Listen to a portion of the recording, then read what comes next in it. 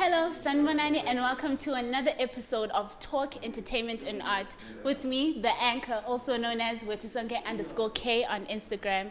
If you're a returning viewer, thank you so much for your continued support. And if you're new, welcome, and we hope that you enjoy the show. As you can see, we're not at our usual place. However, we would like to credit Ramblers. Thank you so much for allowing us to use the space to shoot our episode today. Remember to subscribe, share, and like our videos. And if you can also go back and watch our previous content, like it, share it with your friends, and make sure that everyone is well informed about the T podcast. So today I am with another DJ, producer, public figure, multi-talented guy whose name is Thubillion, also known as Thubillion. So today we're going to get to know him better, and he will let us know a little bit about his music career, how he got to DJing, and really what he is all about. Welcome to the show, Thubillion. I'm glad to be here. How are you? How are you feeling? I'm good, thanks. And you? I am so well. You look a little nervous for a public figure. Aren't you used to being out there? I'm not nervous. I'm used to this. Can you tell us who Thubillion is? Well, as you have said, my first name, my real name is Thubillion, and that's just it. There's really nothing much to my story yet. Yeah, I recently started DJing in December last year of 2021. So yeah, there's really nothing much yet in the book. But there definitely must be much with coming up to the fact that you decided to start DJing. How did that come to be? Yeah, okay, with that, as I was growing up, you see, I did have this thing in me that one day, I would like to be in the music industry and all of that. Yeah, I used to at first I started as a singer. I used to sing at church and all of that. Yeah, but I knew deep down that this is not where I'm supposed to be. Yeah, exactly. Yeah, but yeah, even the teachers at Sunday school would find a way to actually put me into the choir and stuff. But yeah, I always found my damn. What? Okay.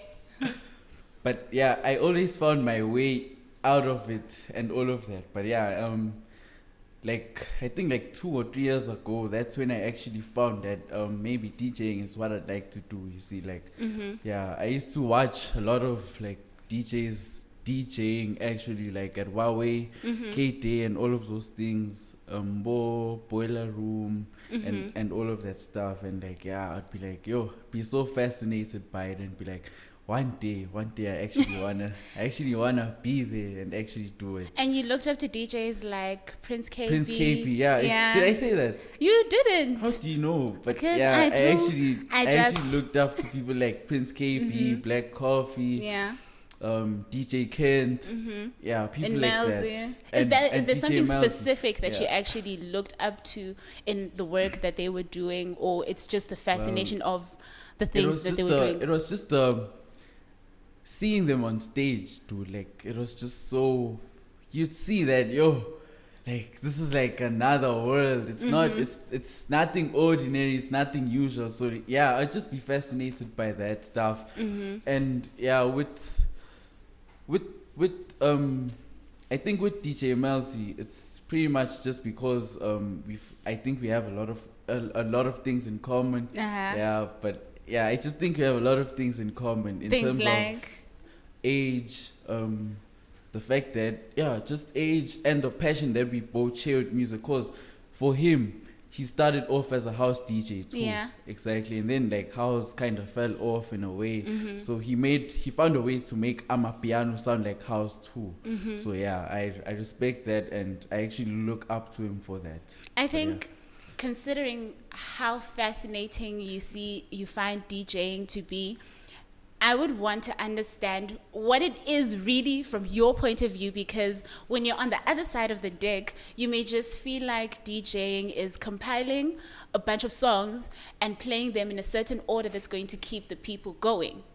But clearly the fact that you're so fascinated about it, it seems like you know more about it than any other person. So I'd like you to educate us, that's not on the other side of the deck, and who just feel like you're playing a playlist, Well, okay, some music lovers probably know that music is a way of feeding the soul and all of that stuff. Some don't, but yeah, subconsciously it is a way of feeding the soul. So for me, it's a way of me actually speaking, like, I don't know how I can put it, but like it's a way of me actually touching people's souls You with express it. Yeah, yourself expressing through myself DJing. through it. Exactly, Yeah. exactly. That's the perfect way to put it. It's the perfect way for me to express myself and the way I feel at times and the way I am and the things that I'm thinking of. Because like sometimes you can find that, let's say I'm actually booked at an event. I haven't decided yet what kind of set I'm gonna play, but when I get there, you find that I actually like look at the crowd and you kind of take in feel the what energy. exactly taking the energy. So sometimes you can tell that this crowd wants to groove, or this crowd just wants to They sit just want to down vibe. and vibe. Yeah, exactly. Sometimes you can tell that it's just full of couples here. Let me play Some love slow songs and all of that. jazz. Exactly. Yeah. So yeah, for me, it's just a way of actually interacting with the rest of the world. So Basically. what you're basically saying is that for you, DJing is more about interacting with the people than it is about playing a whole bunch of music. Exactly, yeah. It's just being in the line way I with how feel they it. feel and giving them what you feel at that time they need. Exactly, it's just the way of me expressing myself to Yeah. the world. So can you tell us about your career as a producer? Did you feel like, okay, I want to be a DJ and a producer, or it just came about as you were trying to explore your DJing career? So with producing, I never thought I'd actually want to actually produce like ever. Because I once tried it back then before I actually even thought of DJing. I once tried producing and like I couldn't even use FL Studio, so it's just like this life isn't for me. It's not for I me. just deleted the app, Yeah. the apps in fact. But yeah, then like last year, well, I think I got in touch with like a friend of mine who was like, yo man, like I think we should work on music, cause like he said that I have the ear for it and stuff. So I was like, we can work on something. And then Yeah. my manager also, he hooked me up with a guy called Wordsmith. I don't know if I'm allowed to actually speak about other Yeah, people. it's okay. Yeah, but yeah, he hooked me up with a guy called Wordsmith, and he actually he's the one that actually helped me like learn my way around FL Studio. So yeah, I just got the hang of it in one session with him. Yeah. Yeah, I got the hang of it. I'm like, maybe I should start producing too. So yeah, that's it. That's I think basically it. the conversation of being an artist in somewhat way also encompassing the attributes of a producer are important. I actually had that conversation with Wiki Flex in one of our episodes, and he was highlighting how he feels that all artists should have, or rather when you're a rapper or anything of that sort, you should have a background in producing in order to be able to express your craft in the way that you want it to. Yeah, exactly. Yeah. Do you resonate with that? I totally agree with what he said about that, because I just agree with it. It makes sense, and it's Because it's I think right. I've actually come across a lot of local artists who also have the title producer under their resume that, fine, I rap, but I'm also a producer. So I think, come to think of it, it might be in line with the fact that, you know what, I want to be able to give my craft out to the people in the best way possible. in the way that I want Exactly. to give it out. Yeah, exactly. Because even for me, like there was a point where I was like, maybe I'd be okay, since like if people actually want music from me, I just thought maybe I'd get in contact with a producer. Yeah. They call it a ghost producer, in fact. Yeah, so I thought maybe I'd get in touch with one and probably just buy a song from the person. Yeah. But yeah, it just didn't feel right, because even when I'd hear music from other people, it wouldn't be the way that I actually want it to be. But yeah, I mean, So, that's it. because you're also working on releasing a couple of things. A couple of songs. Yeah. Maybe an album if like everything goes well. But yeah, a And couple are of you planning on songs. producing it yourself? Yeah, I have. I've already produced it myself, and I've also featured other producers too. But yeah, that's the plan, dude. Like, And how's yeah. that journey coming along? I mean, a DJ that releases an entire album, how does, and being a local artist, tiring. considering the fact that you're in Eswatini and It's just tiring because the other thing is like, okay, I don't have the name yet to like work with big people such as like maybe even producers from South Africa, you know. I don't have that kind of name yet, so I have to like find people that I want to work with. And even when I find them, like you find that I send them a beat and then they do something with it, like let's say I'm in contact with another producer. I send them one of my beats. I'm like, yo, please add some spice here.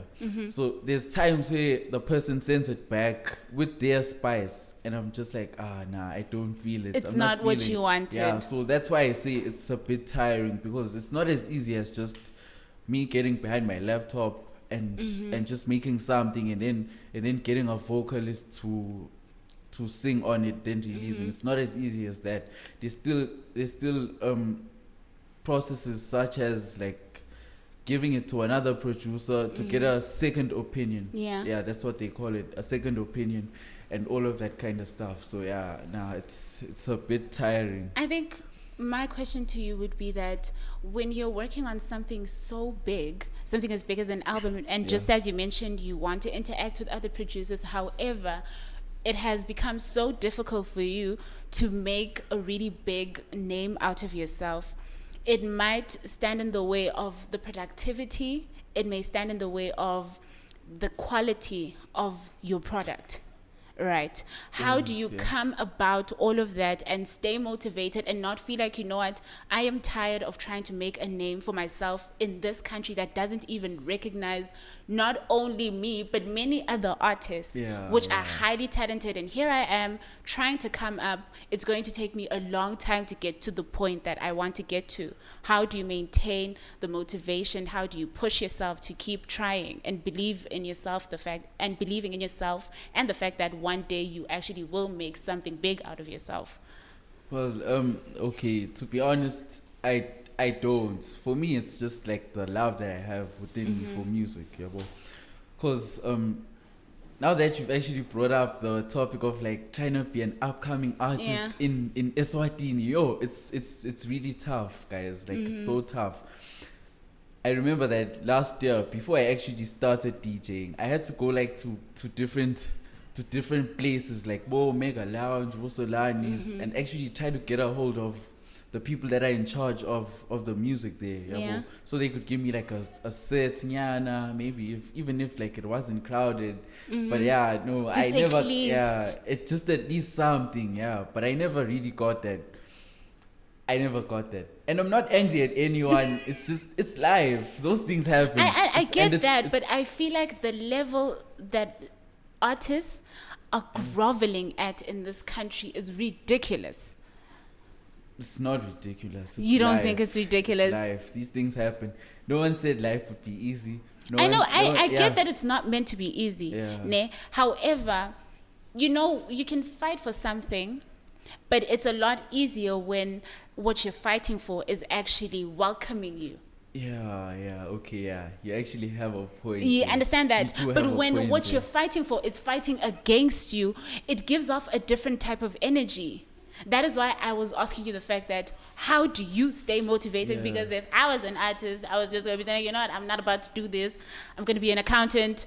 It's easier because at least there are corporates and companies that will actually welcome who are looking for artists. But in this country, we don't have that. Yeah, I think it's just the love for music, man. Like, even at times, there's times where I'm like, there's no gigs in the next 2 weeks. Sometimes I feel like, maybe, it's hard. I feel like it's hard at times, and I'm just like, let me just take a break. But I'm like, nah, if this is what I want, this is what I should actually push for. You should fight for it. Yeah, exactly. So I even started like, okay, I have a YouTube channel. At times when I don't have gigs, I just take my laptop and I mix there, record there, and I just post it on YouTube so that I know that at least I've done something. I've done my part to meet God halfway at least. Yeah. It gives you the satisfaction that at least you did something. To know that, even if I didn't get a gig, at least I gigged myself and put myself out there on YouTube and expressed myself. So yeah, I think it's just the love and passion that I have for music that actually pushes me and helps me get through the difficult times, the obstacles that everybody faces. It's not just me, it's everybody in the industry that faces the stuff, man. And it's not easy. It's not easy at all. Yeah, it's not easy. But considering the fact that you're so passionate about music and DJing and producing, where would you say you see yourself in the next 5 years? I do not think of that. I've never thought of that. But to be honest, in the next 5 years, I don't see myself in this country. I see myself maybe in SA, maybe overseas. I don't know. It's all just gonna go according to God's plan. Yeah, because I believe that God has a plan for me. So yeah, but I'd like to be international. I'd like to be known internationally.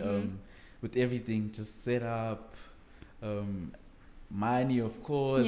All those nice things. We always have to have the money. Yeah, exactly. All those nice things, man. Yeah. That's where I see myself in 5 years. It's not really clear.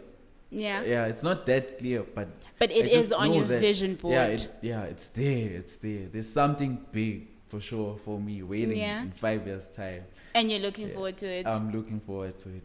No, I think the one thing that I can say is, with the passion that I'm getting from you and all this good talk that you have going on about music and DJing, I'm definitely looking forward to this album that you're working on. So that needs to come through.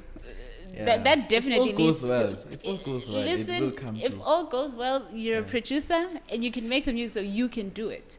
Yeah, I can. Clearly you believe in yourself. Yeah. So you need to get that going, and because it's definitely something that we're looking forward to. Do you have an upcoming set or a gig? Yeah, this is about to be a busy weekend. Today's Saturday, right? Yeah. Yeah, the next weekend I have like 3 gigs. I have a gig at Summer Gardens. I have a gig at Solani's for sure. I have a gig at Mega Lounge. I have another one at Exchange. Oh yeah, it's actually 4 gigs. I have another one at Exchange. But yeah, man, I'm looking forward to it. I haven't had like more than 1 gig in a weekend. I haven't had more than 1 gig in a weekend, and I'm looking forward to it. You're excited for that change? I'm actually excited and hyped for it. But yeah. Well, I'm so happy for you that at least you have gotten to a point where you feel like, you know what, regardless of what happens, I am going to do this. Yeah, and exactly. You have it on your vision board that the end goal is to go international, regardless of what's happening right now, but you understand that you're breaking ground. So it's not going to be easy. Because I think that makes you a better person than me. Personally, I would be losing my mind. No, dude. Okay, for me, I believe in the power of actually not manifesting, but seeing things through. Yeah, I believe in the power of that. I believe in the power of your thoughts and your mind, like where your thoughts are aligned at.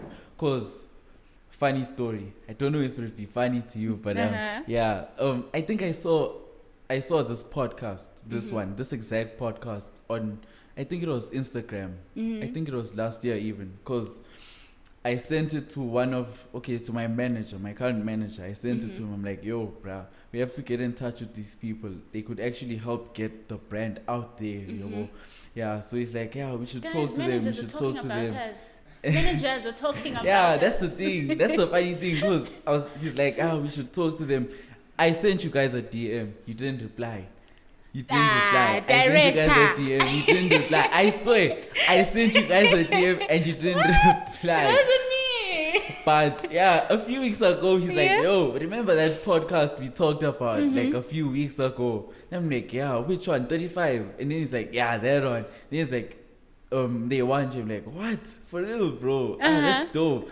And yeah, it's actually my first interview. Like, really? Yeah, it's my first live interview ever. Well, we are honored. You see, guys, we're not just... we don't go around just choosing. We understand the quality of what the people want. Exactly. And we give them what they want. Yeah, that was just an example of the power of your thoughts and actually believing that maybe one day this could happen. Yeah. Exactly, yeah. I think as a young artist like yourself, and considering the fact that you have a lot of gigs, like next weekend, you're having like 4 gigs in one weekend, and you're going to all these different places. Mind you, I highlight again the fact that Eswatini is not the greatest supporter of artists and upcoming artists more especially. So there are certain challenges that you're going to face when coming into interaction with all these different places who may want to book you and all of that. Because I've heard some artists talking about how they have challenges with bookings and payments and all of that. Have you come across anything of that sort? And if you have, how did you deal with it? Or you're just like, you know what, it's a gig, at least for the experience. That's my problem. Yeah, I was just like, you know what, I'm not doing this for the money anyways. I'm just doing it because I love music. That's my problem. So it doesn't bother you how little they may offer you? It does bother me, but like, and I'm trying to work on actually like being strict, you see, like sometimes. And standing your ground. Exactly. Sometimes you can get booked, you post, you even promote it on your Instagram, you haven't gotten paid yet. And then next thing, you go there, you play, they don't pay at all. After you promoted the event for them, all that kind of stuff. But yeah, I don't let it actually consume. Do they please give you a glass of water? Because there's this thing called a rider for us DJs. Okay. Yeah, I don't know if you're familiar with that word, but like it's actually a list of your requests. Like let's say if I have a gig, I even have like it's a PDF. It's in PDF formats. We wrote there that at least 2 meals for me and my manager, a photographer at the gig, maybe like drinks, all that kind of stuff. That's what we call a rider. Okay. Some people could put like a 6-pack of Savannah, 6-pack of and that should be given that's regardless a rider, regardless whether you're getting paid or not. Yeah. But yeah, it's called a rider. So do you feel like these managers at these particular places feel like by offering you, or rather by giving you what you asked for in your rider, for them that's payment enough to you? Yeah, I feel like they do think that sometimes, but I haven't encountered many instances where I'm not getting paid or not getting paid what we agreed on. But yeah, I'm just saying that even if, it has happened before, I won't lie, it has happened before, and I didn't let it consume me, I didn't let it get to me. I was like, these things happen. I'm not the first, I'm not the last. It's going to happen. It's gonna happen. It's still gonna happen in future. But yeah, we move, man. We move. But would you say that it's a good thing or a bad thing, or? No, it's just something that people should just live with. I try to look at it as lessons, because just like I told you now, I'm trying to work on actually becoming a strict brand to be like, yo, guys, if you said I was performing at this time, I want to perform at this time, get my rider and leave after getting my rider, you see.